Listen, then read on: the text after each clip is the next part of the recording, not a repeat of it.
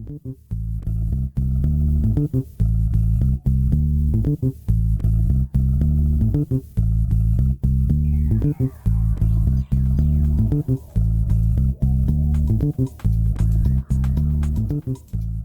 buenos días, bienvenidos a otra clase de Ciencias Sociales, de Historia para primer año. ¿Y vos quién sos? ¿Cómo quién soy? Soy el profesor Blanco, el de los anteojos rojos. ¿Seguro? Sí, seguro. Y estoy acá para ayudar en lo que pueda en esta clase. Bueno, dale, me vas a ayudar. Lo primero que hay que hacer es mostrar el libro. Mientras yo hablo, vos podés ir haciendo eso. Como les decía, hoy vamos a tener una nueva clase de historia. Vamos a estar hablando de la unidad 8 del manual de Santillana. Y para empezar vamos a ver una figura que está abajo en la página 144 que muestra cuáles eran las inversiones de algunos de los países imperialistas de esta época que estamos estudiando. Recordemos, estamos entre los años 1840, 1850 y hasta principios del siglo XX.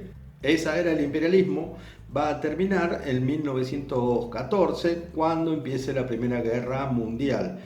Si miran bien esa figura, van a ver que hay varias tortas, ¿sí? A esos gráficos se les llaman tortas. Tienen la forma de una torta y van a ver que hay varias porciones distintas. Por ejemplo, la de Estados Unidos tiene el 72% de sus inversiones fuera de Estados Unidos están en América. Sobre todo, y llegando hacia fines del siglo XIX, en América Central, que es donde Estados Unidos se va a hacer más fuerte. Gran Bretaña, en cambio, tiene el 48% de sus inversiones, el 40% de sus inversiones fuera de Gran Bretaña en América, en el continente americano, y el 48% en sus propias colonias. Profe, una cosita, ¿puedo explicarlo? ¿Cómo? Usted sabe. ¿Querés explicarlo vos? El flujo de... Dale para allá. Lo del flujo de las materias primas viene siendo más o menos así. Lo de las materias primas es así. Desde la colonia sale la materia prima y va hacia Gran Bretaña, donde se la elabora y se devuelve y se vende en la colonia, también en Gran Bretaña, el producto terminado. Por ejemplo, de la India se lleva algodón hacia Gran Bretaña y Gran Bretaña le vende tela terminada a la India.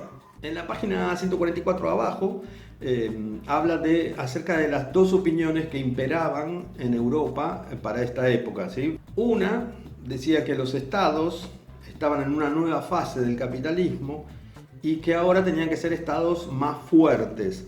La otra decía que el imperialismo era una cuestión de las élites gobernantes y las élites empresariales, o sea, los grandes industriales que estaban apareciendo en esta época en que la industria empieza a desarrollarse tan fuertemente, junto con el gobierno, necesitaban de las colonias para sacar las materias primas con las que iban a producir productos que después les iban a vender a sus propias colonias. ¿Y esto qué significó para las colonias? Bueno, significó una especie de destrucción, ¿sí?, de las economías regionales. O sea, vamos a poner un ejemplo. Argentina, por ejemplo, exportaba carnes y también le vendía a los ingleses los cueros de las vacas. ¿Y qué pasaba? Gran Bretaña con ese cuero fabricaba botas de manera industrial que luego vendía en Argentina, que no era una colonia británica, pero que sí estaba bajo su influencia. ¿Y cómo estas botas importadas destruyen a una economía regional? Bueno, había un señor en alguna provincia argentina haciendo botas con su familia, con algunos empleados de manera artesanal, que las tenía que vender a cierto precio.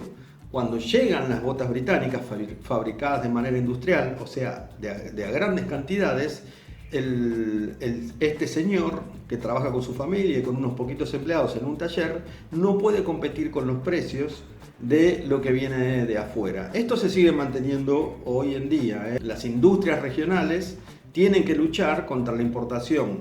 Si hay una competencia, o sea, si yo estoy fabricando algo que también lo fabrica, por ejemplo, hoy el gran exportador es China, ¿sí?, que exporta a muy bajos precios. Si yo tengo que competir contra esos precios, no puedo si el Estado no me protege. En la época del imperialismo, esto es lo que va a pasar.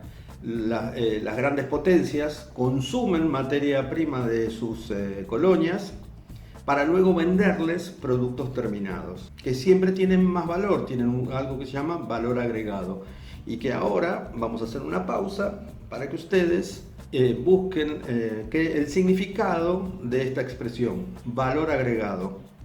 Vayan a buscar.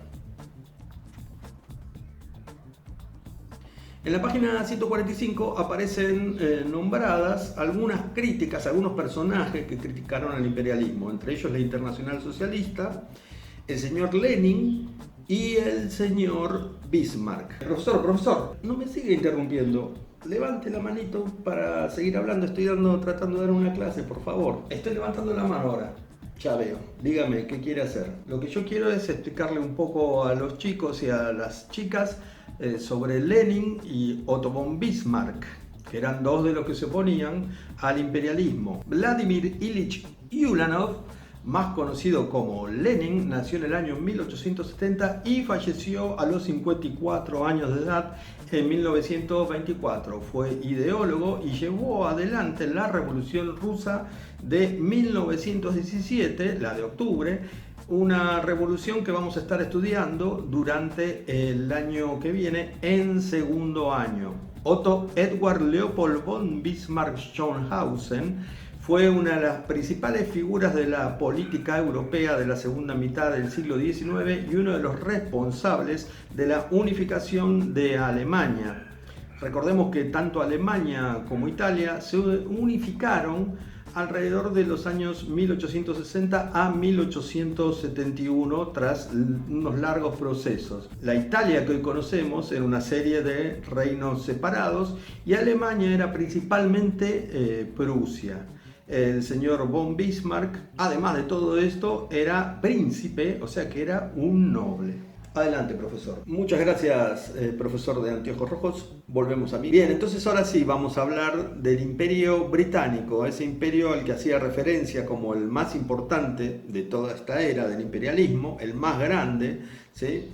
El que tenía territorios en los 5 continentes del planeta, que llegó a tener el 20% de todos los territorios del planeta Tierra, ¿sí? Casi 460 millones de habitantes bajo el mando de la reina Victoria. La reina Victoria nació en 1819 y falleció en 1901.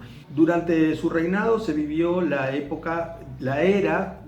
llamada era victoriana, ¿sí? Una era de valores morales muy rígidos. Se casó con un primo con quien tuvo 9 hijos y 42 nietos.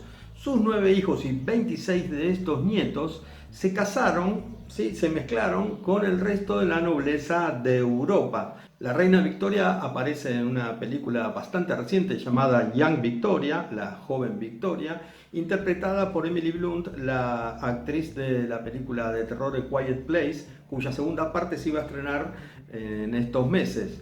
En tanto, la reina Isabel tiene su propia serie llamada The Crown, que si mal no me equivoco ya va por la 3ª temporada. Entonces, en este momento vuelvo a dejarle el lugar al profesor Blanco. Voy a leerles algunas de las materias primas que Gran Bretaña conseguía de sus colonias. Por ejemplo, oro, diamantes, estaño, cobre, carne, trigo, lana, oro de las minas de Sudáfrica, diamantes de Sudáfrica también, algodón, yute, con el yute se hace, entre otras cosas, se hacían las cuerdas, aceites y té. ¿Y qué hacía con todas estas materias primas?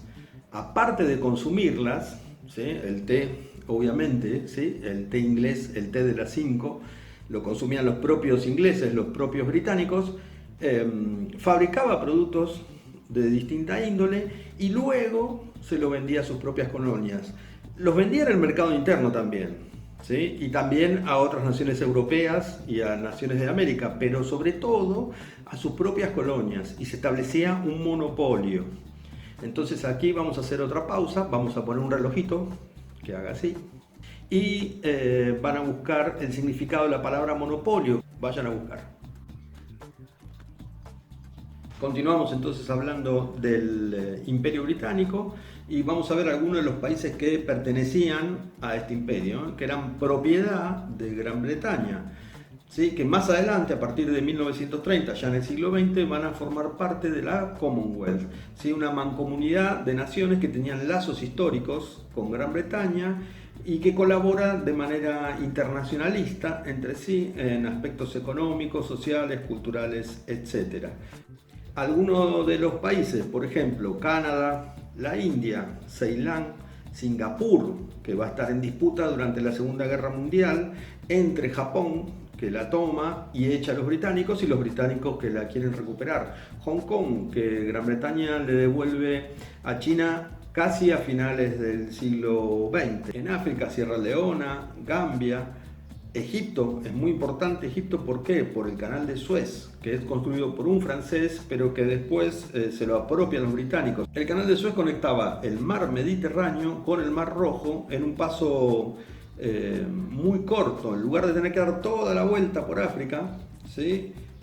Lo que implicaba meses de viaje, entrar por el Mediterráneo y cruzar por el canal de Suez hacia el mar Rojo, pasando la península arábiga, evitando todo el viaje alrededor de África. Otras posesiones inglesas: Australia, Oceanía es prácticamente completamente inglesa, Nueva Zelanda, Belice o Belice aquí en América Central y, como ya nombré antes, Sudáfrica. Bueno, en el año 1877 la reina Victoria es nombrada reina de la India, ¿sí? Y Gran Bretaña lo que tiene son distintos tipos de dominios. Por ejemplo, en algunas de sus colonias había gobiernos locales, ¿sí? El gobernador era nombrado por Gran Bretaña. En otros casos se establecían colonias y se administraban directamente desde las islas. Era un sistema variado, dependiendo de en qué país era la forma de dominio que imponía el imperio británico. Bueno, espero que les haya gustado la clase. Me voy despidiendo de mi asistente, el profesor Blanco con anteojos rojos. Hasta la próxima clase.